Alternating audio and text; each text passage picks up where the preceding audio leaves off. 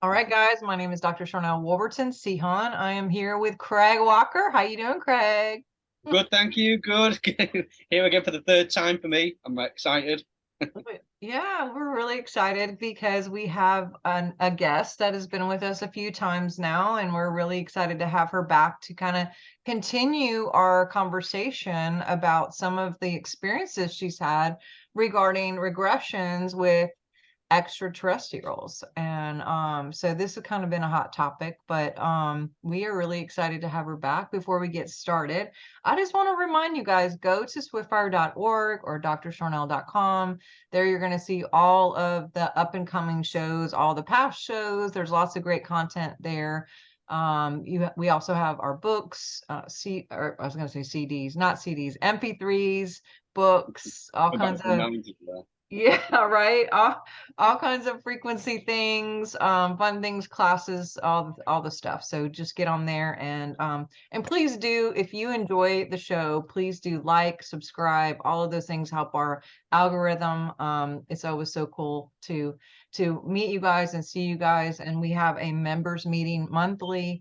That's really fun. The next one that we have is July, end of July, with Jenny Constantine, and she was a treasure. We just had her on the show talking about the mysterious waters. So, anyway, without further ado, Miss Barbara, talk to us a little bit about you, your experiences with some of the fun things that you've seen in your many, many years of doing this. And we would just love to hear your expertise and kind of what you've seen.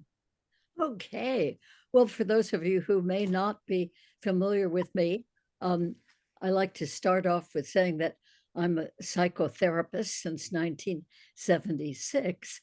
And then in my psychotherapy work, I eventually learned to do regression therapy work.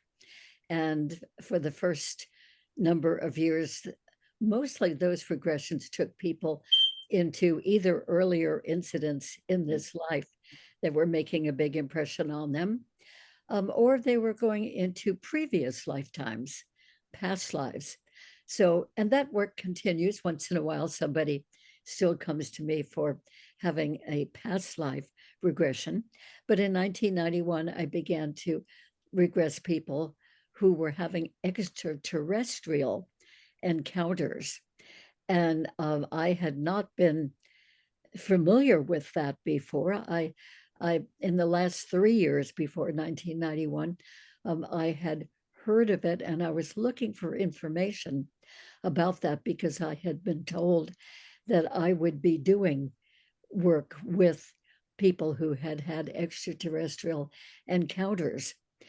And finally, my first client for that particular reason came in 1991, and we worked for 6 sessions, and they were so helpful for her that she got completely over her extreme traumatization that she had been experiencing, and even got to a point where just on her very own, she realized that, oh, the beings are really okay. They're very scary when they came into my room all those years. But I now realize from the regression work that they are really helping me in a lot of ways.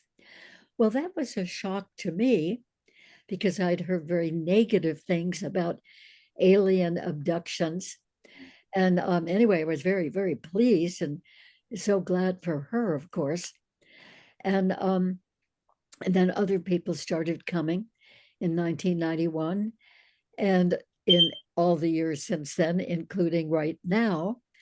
And so I have had the great privilege, I consider it, of regressing a few thousand people, probably about 3,000 people. And some of them have been able to come for quite a number of regressions. So it's getting up around 5,000 regressions I've done over these years just to experiences with extraterrestrial beings. So it's been a great privilege for me to be helpful to these people. And they do seem to be helped by the regressions. It brings material that's been sort of lodged in the subconscious part of their minds and then gets brought into their consciousness in the regression. And I must say that the material, the details about those experiences all come completely from them. I never make any suggestions about what was happening. I mean, it's all coming from the subconscious part of their minds. So that means that's good, that they can trust it. It's different than going to a psychic and the psychic tells you all kinds of things that you didn't know about yourself. And so that may be very useful and helpful. I'm not disparaging it, but I think people really appreciate knowing that what they found out came from their own minds, their own experience, and therefore it can be more trusted. It wasn't just told to them. So there have been thousands of kinds of experiences that people have had in all of these years since 1991. And I have never encountered any experiences in people that were destructive or that were deliberately mean or harmful. But there are a lot that I would call kind of neutral. In other words, experiences with extraterrestrials that we would not put the label on, oh, that was a good experience, or that was a bad experience. That's what I mean by neutral. But always very, very interesting and always very different.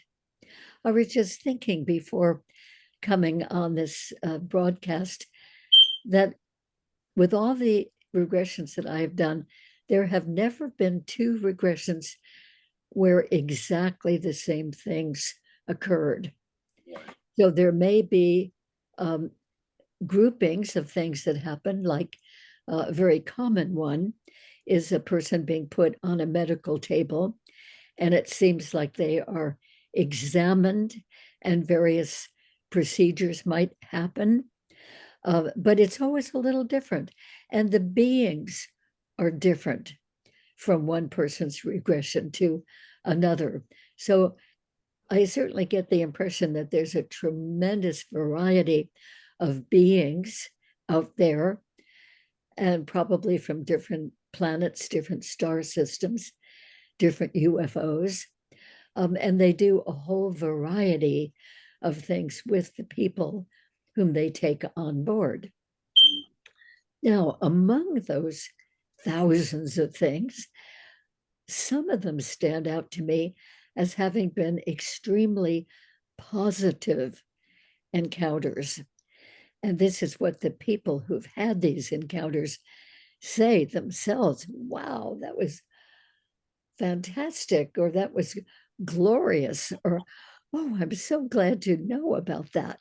They'll say that immediately after the regression in many cases. So I'd like to dive right into that. That is the positive experiences. And one of them sort of fall into the category of what I call transformative experiences. Consciously transformative, spiritually transformative, metaphysically transformative. And for instance, some people describe that in some of their encounters, not all of them, but in some of them, they have that feeling that they are taken beyond the veil. And by that, it seems to mean that they are taken into another dimension of reality. And the beings are probably, in that case, other dimensional beings as well. And the people experience them as being very high consciousness, high energy, high vibration, high frequency. These words are often used by the people who experience these things. So one woman whom I worked with, probably for 10 or 11 regressions, in one of those regressions, she was taken by a big, tall, white mantis being whom she had, by the time she had this regression, she had had many other regressions with this mantis being and had come to realize over time that he, although he certainly looked different and a little bit threatening because he was probably 8 or 9 feet tall, and he looked like, as she said, a big bug. So it was hard for her to trust him when she first had encounters with him as a little girl. But he continued to come to her home and take her out into space for various experiences. And a couple of times he took her way, way out in space, it seemed like, and not even with a spaceship around them. He just took her through space. And as they were out in space, she noticed that they were moving very quickly, sort of flying toward what looked like a big floating in the air, a big city of lights. In other words, all the buildings were glass, and there were domes and there were spires and all kinds of beautiful shapes of the buildings. And they were just emanating a wonderful light, a white light. And this being took her right to that city and into one of the domed buildings that seemed to be emitting light. And there she met another being, a different kind of being than the mantis. And he was helping her. It turned out that he noticed, because he had all that psychic kind of knowing, he noticed that she had seen any of the beings who had visited her as gargoyles and, really horribly disfiguring and frightening creatures. And this being in the City of Lights pointed out that she had watched too many horror movies when she was young and was accustomed to the ugliest, most threatening kinds of faces that would appear in some of these horror movies. And it really was true. She had watched a lot of horror movies with her father all through her childhood. So this wise being in the City of Lights told her, this is not true. What you are seeing with any of us who visit you, what you see is a fiction. It's a distortion that you are putting over the look of that being. And he helped her to remove the habit of distorting what she was seeing into a horrible image, which of course was frightening to her. So that was a very big help for her, not only then, but from then on.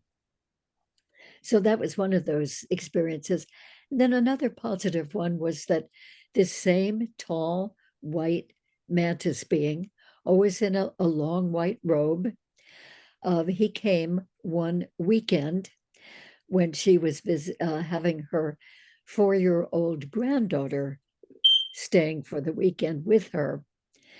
And he took her, my client, the grandmother, and the little 4-year-old girl, took them both together, one in one hand and one in the other hand of his, took them out into space onto what appeared to her to be a big white platform floating in space, a really big one. I mean, hundreds of feet in diameter.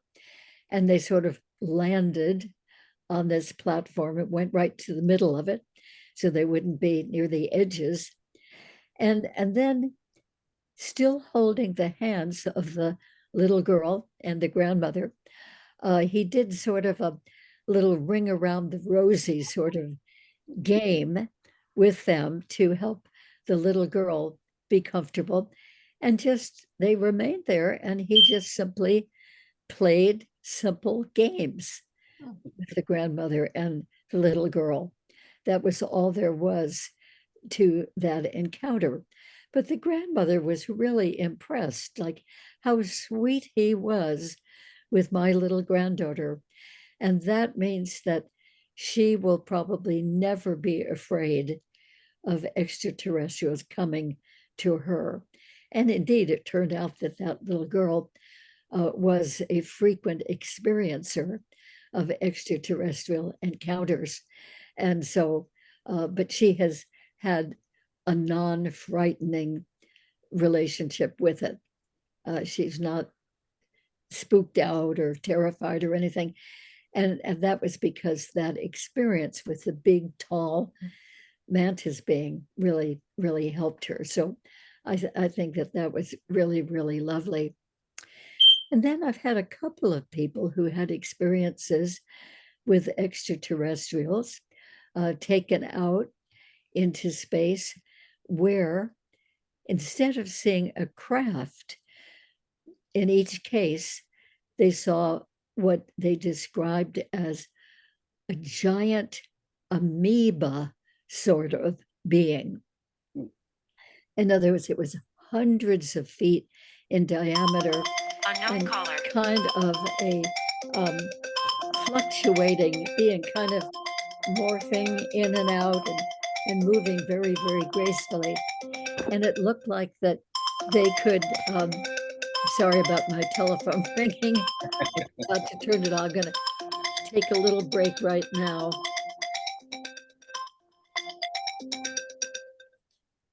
Okay, sorry about that. Anyway, so these two people independently, these were two separate experiences, two separate men who never had awareness of each other. But in each case, they were taken way out into space by a being, and they saw ahead of them this great giant amoeba being. And it was sort of transparent. They could kind of look into it. They could see the outlines of it as it was sort of undulating and floating around, but they could look into it. And it was almost as if they could see veins in there and maybe cells. So it was a little bit daunting at first, but they felt themselves being drawn toward that amoeba being and into the amoeba being. And both of those men described in those experiences that they were absolutely enlightened in that being. They felt transformed. It was a magnificent, enlightening experience, a spiritual experience in which they felt they had knowledge about everything, everywhere, and felt very connected even with the source of all creation. So when they came back out again and were returned by the being to Earth, oh, they were extremely enhanced by having that experience. So that's happened with only two people I have worked with. They both happen to be men. But there was another man I actually physically met in the Los Angeles area in the early 1990s. And he told me, this was not a regression, but he reported to me that he very often felt the impulse to get in his car from the middle of Los Angeles and drive out to the nearby mountain areas. And there was a road that took him up on the mountain quite high. And he would get out of the car and sit on an embankment there on the mountain. And then a really big amoeba-like being would come. This time it was not colored. The other men had experienced seeing this amoeba as sort of a beautiful variety of colors, blues and purples and pinks. But with this man from Los Angeles, it seemed to be just transparent, but he could see the amoeba shape and little cells, little lines that he described them. Maybe they're veins, I don't know.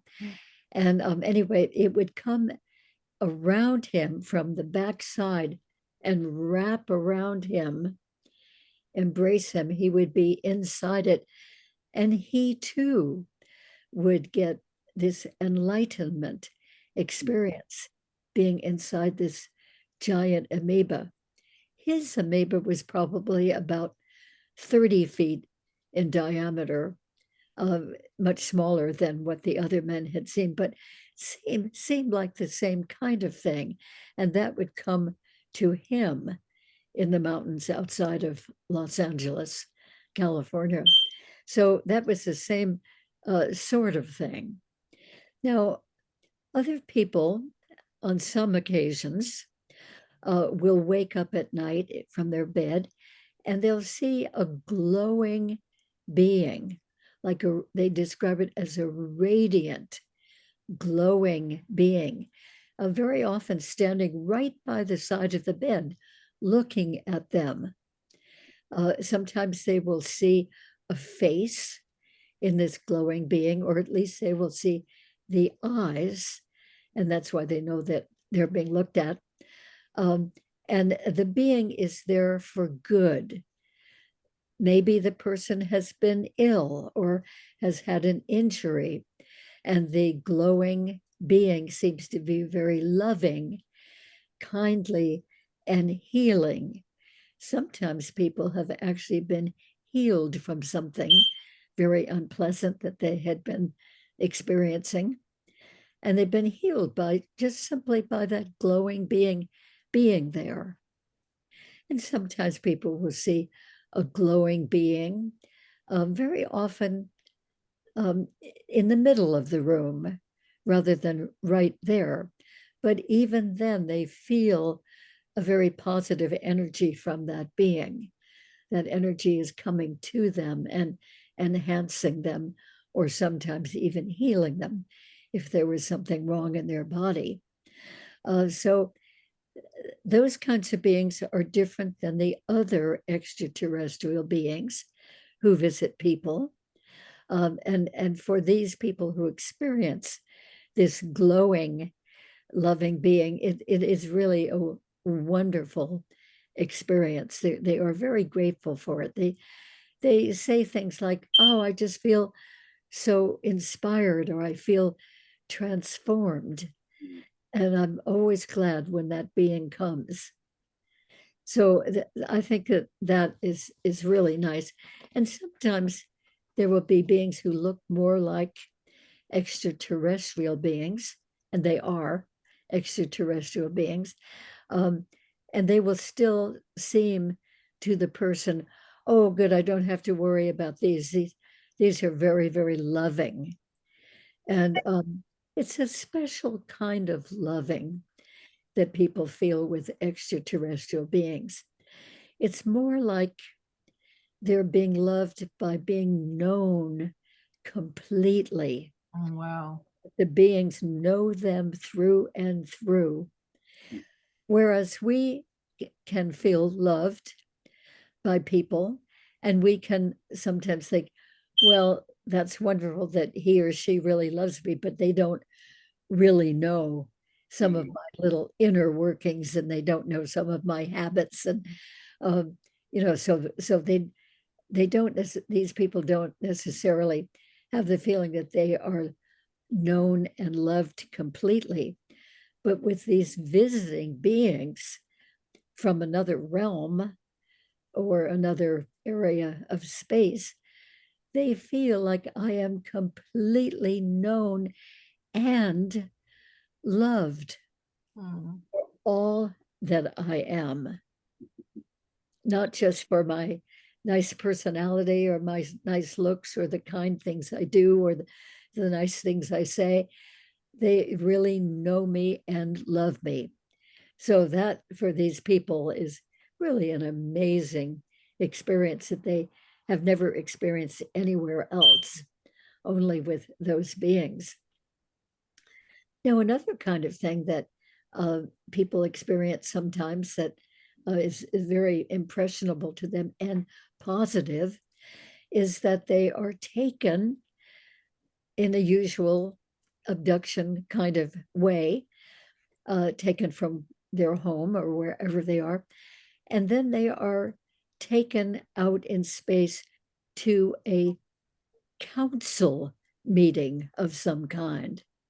I think that the first one that I was aware of way back in the early 1990s, a woman was taken and into some sort of enclosure and probably a spacecraft. And there was a small group of people sitting around a table. Well, I said a small group of people. I really mean a small group of other beings. And she was brought in to sit at that table with them, like a boardroom table. And they were a council of representing different planets, and they were discussing various things. Some of which they were discussing was about planet Earth and some of the difficulties going on planet Earth. And in that particular meeting, they were discussing the issue of how they had helped to create us eons ago, and they had made a serious mistake in our genetics. Hmm. They had allowed us to have belligerence, anger, um, opposition, greed, warlikeness, combativeness. And so they recognize that that has really caused big problems on planet Earth amongst human beings. And they were very, very concerned about this, particularly now that human beings have nuclear capability, which they could send off at any time. And so they were really objecting to this and concerned about this. So then the dilemma was um, that they had the principle of non interference with the human race. And yet they could see that what they had originally created was adding up to real danger and destruction. So they wanted to come and fix our genetics, take out all of those negative aspects so that humans would not declare war on each other or kill each other or rob each other, harm each other. And that was what the discussion was about. And they wanted this one human who was there present with them to give her feedback about this dilemma and what they should do. So we don't know how that turned out, but that was certainly a very interesting experience. Then a little bit further on in the 1990s, I was regressing a different woman, and she was taken out in space and put into a spacecraft. And on the spacecraft, she was put into what she called a pod, Pod. And what she meant was that it looked like a big round bathysphere, the kind that you used to go down in the ocean for explorations. And so they had a hatch door. She was put in there and it was filled with fluid up till almost the top of the bathysphere. And to her surprise, she realized that she could breathe in that fluid. She had assumed it was water, but she could actually breathe it in. And the trip in the bathysphere in the UFO seemed to go on from her point of view for maybe a day and a half or so. There was no way to tell time, but that's what it seemed like.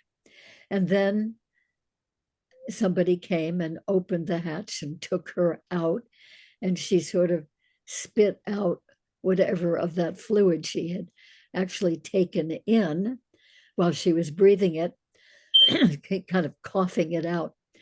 And then she was wrapped in a robe with a hood, and the hood came out about 10 inches from her face, so that nobody could see her face unless it came right around in front of her and looked in through the hood. Anyway, so she was put in this robe and some sort of rope or fastening around her waist. And then as she turned around, she could see that there were other pods there, and a few of them, about 4 others, and a person, a human, was being taken out of each one and coughing up this fluid, and then also being put in the same kind of robe. And they were all led down a hallway, a long, long way. So they must have been on a mothership, I would guess. And then into a big amphitheater like room where there was a huge council of beings from all over, many, many different kinds of beings. There was like a board table on the lowest floor, on the actual floor of the amphitheater, and then all these raised tiers of seats all the way around, as you'd find in a big amphitheater. And she was ushered to her row, which was about 5 rows up from the floor at the bottom, and sat down there. They had a chair that was just for her. And of course, here she was with this big hood, so that to see anybody, she had to turn a quarter of the way around to see them. But she did notice that there were many different sizes of beings, seeming like different types of beings, on all the seats all around the amphitheater, all these rows. So she determined that they were different groups of extraterrestrial beings, like a little delegation of maybe 4 or 5 or 6 beings from these different planets. This might have been, we don't know, might have been the Galactic Federation. Wow. But in any event, it certainly seemed to be a big council meeting with delegates from different planets, and they were discussing problems on various planets, and again came to the problem on planet Earth about how the humans were really ruining the Earth, and how they think of planet Earth as being the most remarkable place.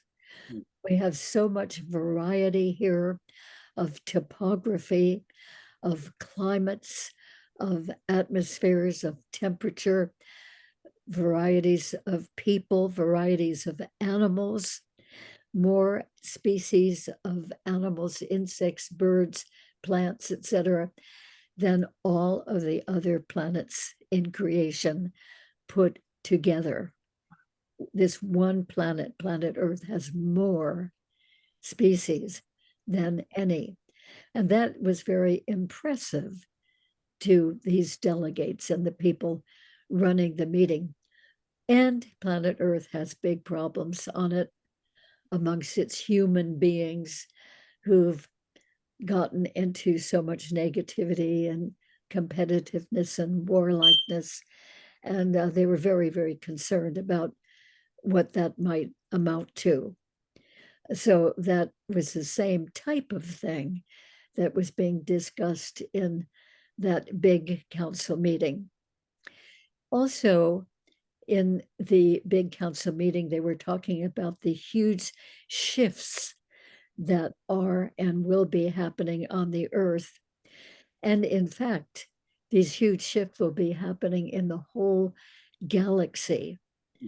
And they wanted to help people to deal with those. So that was part of the mission of these delegates from Earth, is to take back to Earth and help people with ways to dealing with the upgrading of frequencies, helping us to go into a higher dimension. This is the process of ascension that many people these days are talking about, which is really raising our frequency so that we will be actually living in a higher dimension. So these are the kinds of things that people have reported in these council meetings. There was another woman who went to a council meeting, and the beings sitting there were so lovely, she said, that just sitting there at the table in that meeting, there were maybe about 10 people, 10 beings in that particular council meeting. But the ones right across from her were so glowing and so positive that they just be sitting there. They were tinkling, she said, tinkling. She was so delighted with them and amazed that she couldn't concentrate on what was being said at that council meeting. And they realized that after a while, because she was so mesmerized and fascinated with these beautiful, glowing, tinkling beings, that they excused her from the meeting, and she was taken away by a being and brought back home. But I thought that was very sweet, and allowed me to know too that there are beings out there that are like that. So another category of positive experiences is that humans are often taught very valuable things by the ETs who have encounters with them. For instance, one woman was taught about healing. In fact, many people I have regressed have been taught healing skills. But this one particular person I'm referring to, who had been a corporate executive person moving up the ladder in a large corporation, doing very, very well with her career and earning very good money. But she was having these extraterrestrial experiences, and she realized in one of the regressions that she was being taught about certain energy systems in the human body, and was being taught how to do healing with what they called the energy code point. I don't know what that really means, but it meant a lot to her. Energy code point. Okay. And she was taught that as a method of healing a fellow human. And she became a healer. Actually, even before she consciously knew that she had had that experience, she just at one point had just decided, I'm not going to continue with this corporate life. It's very beneficial in many ways, and it's prestigious, but I really need to do physical healing. So she quit her job, opened a healing studio, got trained by Barbara Brennan, Healing with Light in New York, over a period of time. And she was already doing healing, but she took that additional training. And I think still, this wonderful woman is doing a very effective healing practice in the area of Los Angeles, California. But it was wonderful that she found out from the regressions about her being taught this healing technique by the extraterrestrials. She was also taught how to mingle her energy with the energy of the atmosphere and bring that into her healing of other human beings and animals here on Earth as well. So there are many, many examples of people being taken by the extraterrestrials and taught various things, not only healing, but many other very useful things too. Among them are a number of different kinds of psychic skills that they are taught.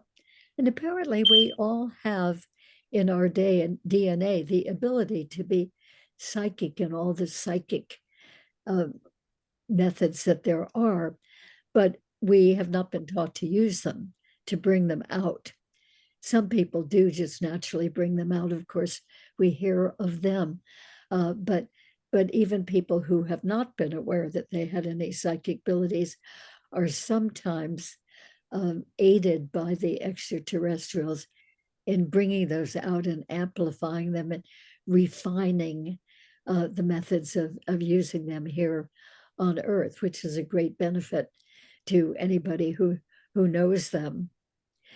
And some of these procedures are done on the spaceships, as we know, and some of them are actually done at home, that a person could be.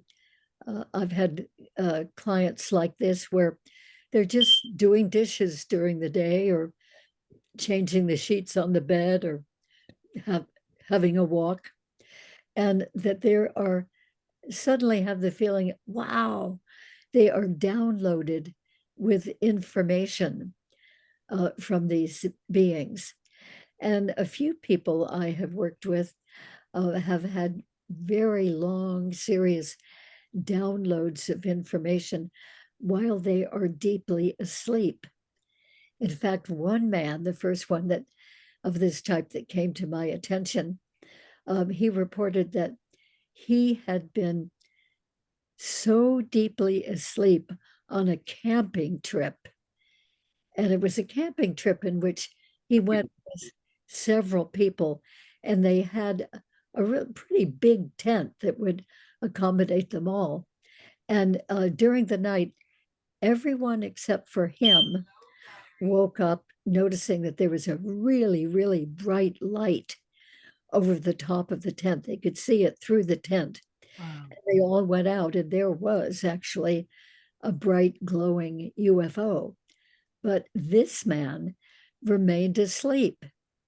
And his friends knew that he was interested in UFOs. So they went in and tried to wake him up and say, come on out here. There's one right here. You're going to really like to see this. But they could not rouse him no matter what they did. They were hitting him, they were rolling him over to wake him up, and he was so deeply asleep that he missed the whole UFO close sighting. And then the next morning, their friend said, why didn't you wake up? You would have loved to have seen this. And he said, I don't know. I was just deeply asleep. So eventually he came to me for a regression. Like, what was that about that he couldn't wake up? And what we found out is that he did stay right there in his sleeping bag on the ground in the tent, but he was being downloaded with so much information in this really, really, really deep state. And then in the regression, fortunately, we did recover a lot of that information that had been downloaded to him. So that was even better, he said, than having the very close sighting of the UFO, although he would have loved that too. And there are children who report that sometimes in the middle of the night they are awakened and they have this tremendous sense. There's nobody there, but they have this very strong sense that they've got to put some more clothes on, put some shoes on, go outside, get on their bicycle, and ride to a certain location. And that location, in some cases, is a somewhat nearby woods, a forest. And they go into that forest and they don't know why they're doing it. They just feel compelled to do it. But then they come to a clearing in the forest, and there is a teacher from another realm, another part of space, looking different than we do, but a teacher who is holding what has been called a secret school. Whitley Strieber has a whole book written about that. And I have had some people come to me for regressions wondering about that. So that's an occasion for special learning for these children who are having extraterrestrial encounters. And they learn all kinds of things that they would not be learning here at school or in any other way, including different psychic skills, telepathy, and so forth, healing skills, how to cope with certain kinds of problems, how to accelerate their learning. I mean, many positive, useful things are taught to children in these secret schools.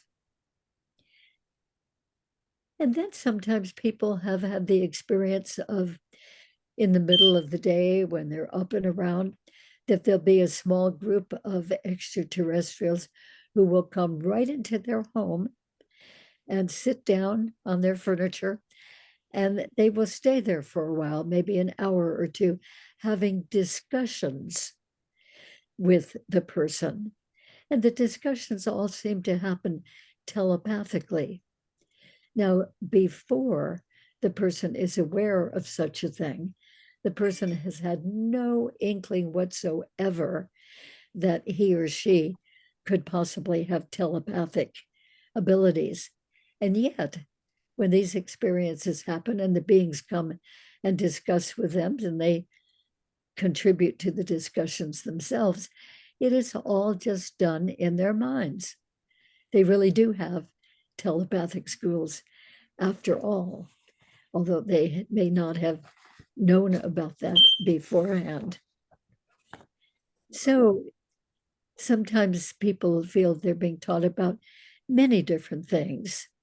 It has been said by one group of beings that the Earth now exists in the 3.5 dimension. We think of ourselves as being 3rd dimension, but these beings were saying that we are in the 3.5 dimension, and that the Earth and humans are undergoing a metamorphosis into a different frequency, a higher frequency. And they also talk about certain groups of extraterrestrials that are actually living on Earth and are very aware of all the problems that we have here and are transmitting information back to their own kind on other planets and asking for help. And that's where that dilemma comes in. How much do they help without interfering? So many of the groups would really like to save us from all the negative things going on. And yet there is that principle of non-interference. Some people are even taught about how to work with specific problems here. Like one woman found out from her being that she's being taught to work with autistic children. Now, this woman who was experiencing that had nothing to do with autistic children or with educating or healing. In fact, she was a designer doing wonderful work, but she continued to be visited now and then by a particular female extraterrestrial. And the extraterrestrial said, "You are being trained to work with autistic children on your planet. And we have chosen you to do this because we know that you have a huge amount of empathy in your nature. So you would be actually a good person to do this work, even though you've never even thought of doing this work before. So they actually took her through a series of trainings about how to work with human autistic children. And she eventually went into that work professionally. And I'm sure she's doing very, very well with that. She might also be doing some of her design work on the side, because she was very talented in doing that. But it's wonderful that she took on doing this work with children who need that kind of help. And sometimes people are taught by the beings about um, complicated planetary systems and galaxy systems and universal systems, things that they would not have been taught nearly to that extent by our Earth astronomers. So some of this information seems to go way beyond what our astronomers can know through all the wonderful work that they do. And one woman was actually being trained by the beings to lead other human beings to safety in case of catastrophes. So the catastrophe might be an earthquake or a flood or a tornado or a hurricane, or it might be a nuclear disaster. But they were giving her all kinds of means of being able to communicate with huge groups of people and gather them up and take them to safety. So I think that was a wonderful outreach on the part of those extraterrestrial beings. And anyway, it just goes on and on of the good things that these beings do, including in a number of cases that I know about from the people who have come to me, including rescuing of a human being from certain situations. We hear about this sometimes, rescuing happening by angels, or what we call angels because we don't know what else to call them. And there are loads and loads of testimonies about that. But there are also testimonies about people being rescued from certain things by an extraterrestrial being, or more than one extraterrestrial being. So there was a little boy who, oh gosh, probably about age 3 or so, had wandered out the back door of his home and across the field and fell down into one of those really deep culverts, big cement, straight-sided culvert that was built to catch rainwater coming off the mountains in the spring, when there might be a flood of water coming down. And there was no water in the culvert at that time, but he was down in this culvert and could not climb up these walls that were, almost vertical and rather slippery as well, no steps or stairs. And he was really worried and getting cold. And then his extraterrestrial beings came, gathered him up at the bottom of the culvert, took him up, headed him across the field so he could go back to his own back door and into his own home. Wow. So that was lovely. And there were a few other stories too of people being rescued from some desperate situation by an extraterrestrial being. So now I'm wondering if there are any questions from any of your viewers, or either of you as well. About 4 million questions, perhaps. Okay. I could take one. Yeah, well, I mean, to be honest with you, something I just wanted to mention, and I've not thought about this for years and years and years. When you were talking before about the councils and the kind of the boardroom situation, again, I've not thought about this for a long time. I had a dream years ago, where very similar situation. I was in this boardroom situation, and again, coming from a Christian background, I interpreted it as sort of angelic beings.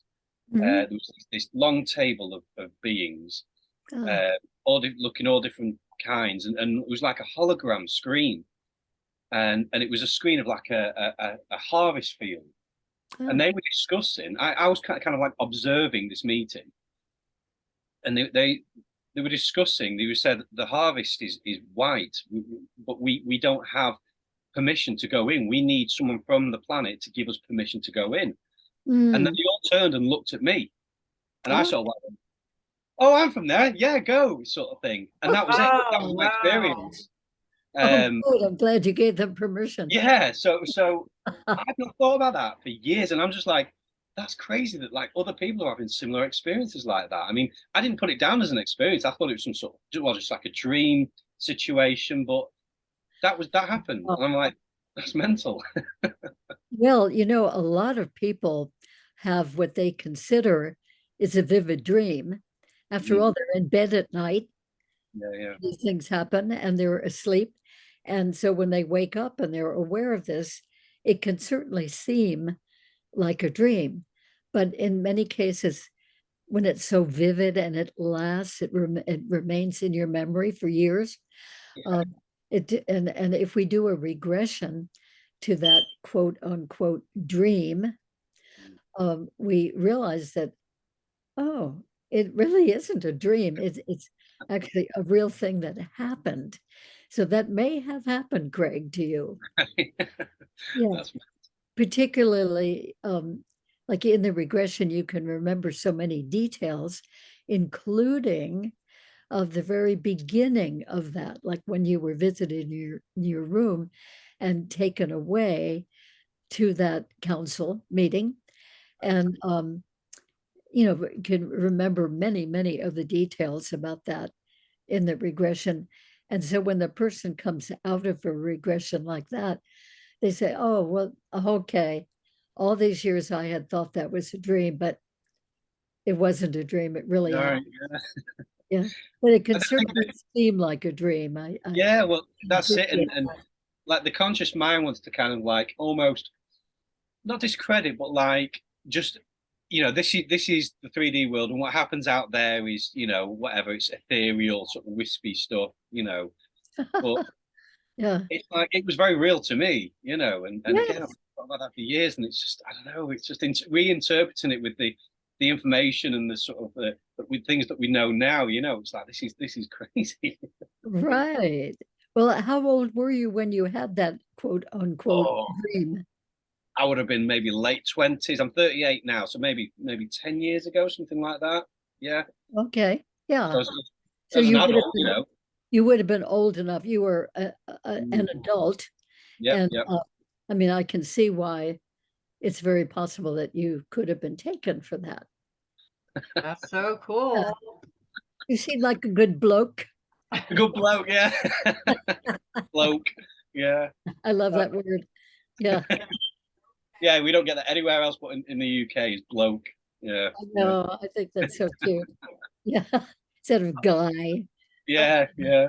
I bloke. think Craig and I have talked about this before about the whole messenger angel thing because I have had reoccurring incidences where these things show up. I never use the word glowing, but that is accurate. I always use the word iridescent because it almost like they change colors a little bit, and they're Mm. always like pastelly, like really light, thin pastelly colors that would like glisten. Right. Um, and there's one particular that's come several times, but in my previous life, this life, we were Craig and I and lots of people were a part of like ministry type stuff. So that was the only language or filter or perspective that I had at the time. But they usually came um, every single time I was pregnant to tell me that I was pregnant. Oh, And they came for, or she, there's two that come sometimes, but mostly this one lady.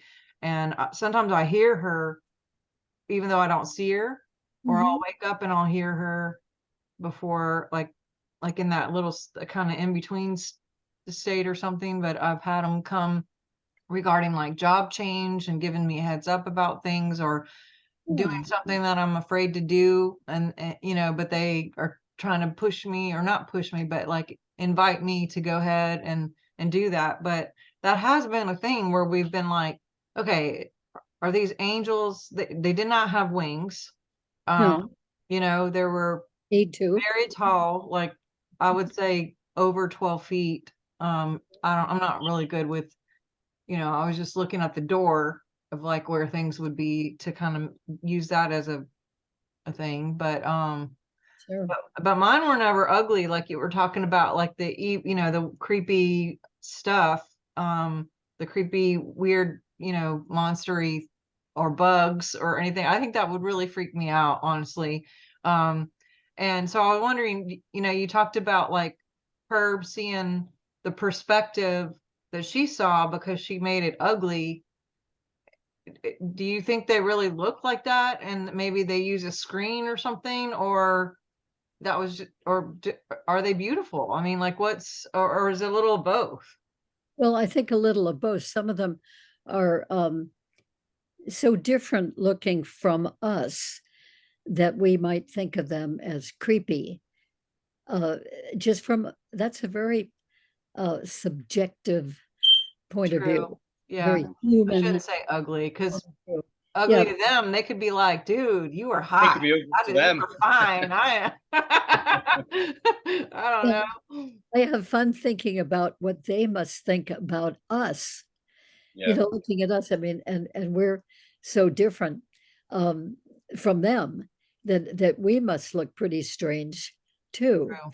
But so with that one particular woman I was talking about, whatever the being, she was visited by a variety of beings, but she mostly had experience with this tall white mantis being, whom she came to have really good feelings about, even a feeling of love for him and from him, even though he looked like a big 8 or 9 foot tall bug still. Um, but anyway, she was taught by that being in the City of Lights that whatever the being had been who would come to her, she would distort the look and see it as a really ghoulish, threatening looking kind of being, even though it wasn't. So he actually, in this experience, the being tested her. He said, okay, look at me and describe what you see. And she would describe it, and he'd say, no, look again, Really? close your eyes and then open and look again. You are distorting the image of my face. And then she'd try again. And he'd say, no, well, you did something different there, but you're still distorting. And he kept working with her like that until she could see clearly what he looked like and describe that Mm, clearly. He said, good. And what she was seeing finally, clearly, was not nearly as disturbing. It was different from us, yes, but not so deeply disturbing as the other images. So he said, when you go home and you are visited again by other beings, you know, do what you did here today to, like blink your eyes, shake your head, look again, and do that 2 or 3 times until you really see what the beings are like. And yes, they are different than you human beings, but that does not mean that they're harmful or bad or dangerous, unlikable. Some of them are really, really wonderful beings, and we want you to be able to see that, like she had finally seen that with the mantis being. yeah, I have seen one that wasn't very pretty. That one I talked to you about in Mount Shasta in December 2019, January 2019. But that event like shifted. But there are like scary bad ones too, right? I say bad, but not so enlightened, and or kind of, have you experienced any of that or had people share about like scary ones or evil ones or Well, never evil ones, but some people have been very frightened of the reptilian mm, beings, and understandably so, because they look so different than we do. They remind people of alligators and crocodiles, which of course are dangerous right, humans if right, we get near them. And their skin is so different. Very often, but not always, they are very tall and very muscular, very threatening just by their size and strength and muscularity. And some of them are reported to be very arrogant, like they feel that they are really superior, and carry that whole air about them.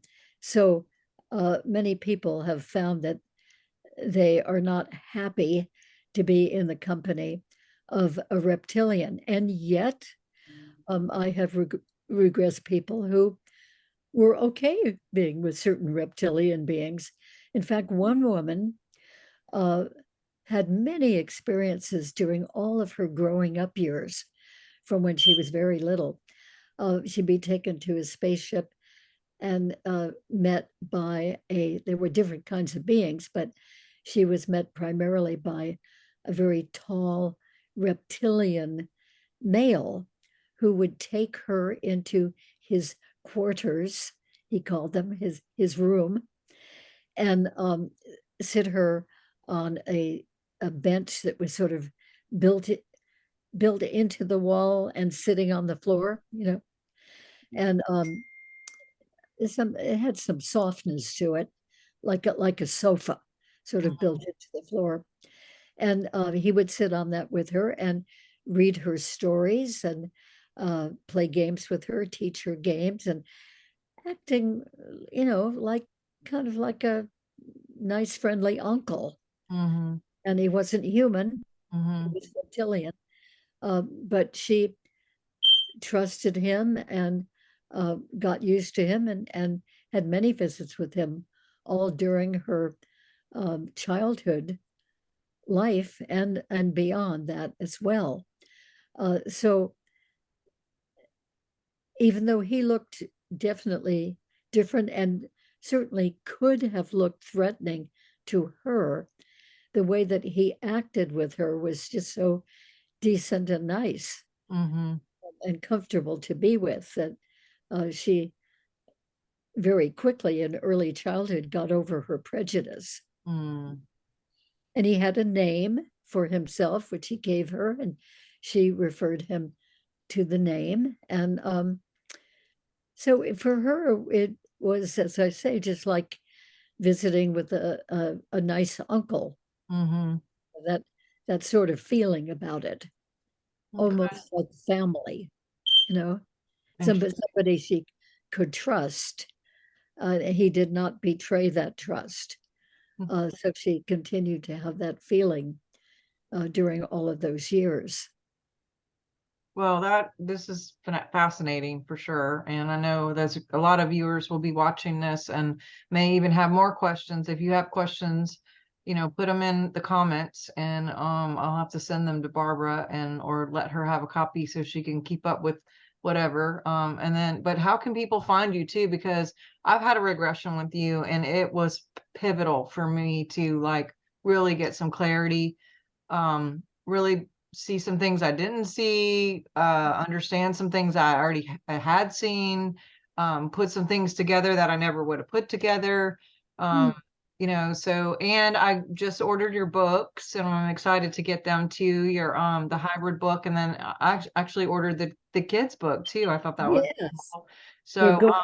They're being put in the mail tomorrow. yay. Well, tell us how to find you and anything else you got coming up or whatever, and that way people can find your channel and your website and get in touch with Okay. you.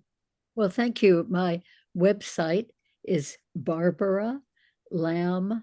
That's LAMB. So Barbara Lamb Regressions.com. Barbara Lamb Regressions with an S on the end .com. And then my YouTube channel is Barbara Lamb ET Regressions. So some of these interviews I think will be on that Yep. channel and many others as well. Lots of different topics covered in each one of those podcasts. One topic for each podcast. So I've been getting feedback that people are really finding them very interesting. So that's good, and they're interesting for me to do. I I just have learned so much from doing this work with so many people. And it's really a pleasure for me to share some of it rather than just have it stay within my awareness, the awareness of the person who comes. So I like to have more people know about these things too. And very often people listening to one of these podcasts will say, "Oh, I remember that. Or yeah, that's what that was. Oh, now I understand." So, hopefully it's helpful for some people. And for those who have not had experiences, it just opens up to their awareness that there is this sort of thing going on for Yes. millions of people, even if not for them. Yeah, Yes. That's I awesome. I think it's good the more we know. Oh, for Absolutely. sure. Yeah, it's it's Awesome. it's wonderful that a lot of this is coming up into the light of day, and more people are realizing that all of this is really very much part of reality. It's just that, well, I know I certainly didn't grow up with any knowledge of anything like this, Sure. until well into my adult years. And I'm very grateful for being able to know about this. Awesome. Well, I am very, both of us are really happy that you came again, and Very grateful. um, Yeah. just absolutely love your work, love you as a person, love the purity of your heart, and just such a sweet, lots of people do different things. And there's, I'm sure, people who do what you do, but the way you do it and the love and just the care that you have for people, it really makes a big difference when, as a person on the other side trying to figure things out, because it could be a little bit overwhelming and emotional and scary and unsettling and just trying to, confusing. And Yeah. you just really know how to walk people through, which is why you've been doing this for what, 7,000, 5,000, 7,000, however many people now, and You're growing. gonna say years then. What's that? So you're gonna say 5,000, 7,000 Ah, years. yeah, no, No, people. no. Yes, yes, yes, yes. Maybe I have, who knows? I mean, you never know, but anyway, you Yeah. you guys have a wonderful day. And for those of you watching, I really do encourage you to connect with her and check out all of her great books and everything. Honestly, she's just a blessing to my heart. Treasure And trove of information. Absolutely. yes, ma'am. We Okay. we All we love right. you. Yes. And definitely too, I just want to remind you guys, if you're interested in helping us keep the channel going, we love to have your membership. We love to have your subscribers. Share this with people. We do monthly meetings. We do giveaways. I just did 2 biofeedback giveaways and did the scans for some people. And that was really, I love getting to know you guys better. And so just connect with us and hit the like and do all the things, and definitely share, because you just don't know who is going to hear this, that it's going to like be a key for them to really connect some things and remember some things. And so love you guys. Have a great week. We'll see you next Thursday at 12 Central. And we do appreciate you so much. Have a great and wonderful day. Thank you.